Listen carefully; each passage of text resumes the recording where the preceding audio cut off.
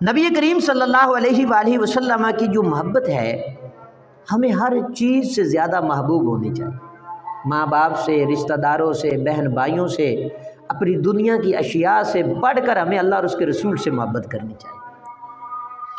نبی کریم صلی اللہ علیہ وآلہ وسلم نے فرمایا لا یؤمن احدکم حتی اکون احب الیہ من والدہ وولدہ والناس اجمعین، کہ تم میں سے کوئی بھی ایک جو ہے وہ ایمان کے کامل درجے کو نہیں پا سکتا ہے جب تک کہ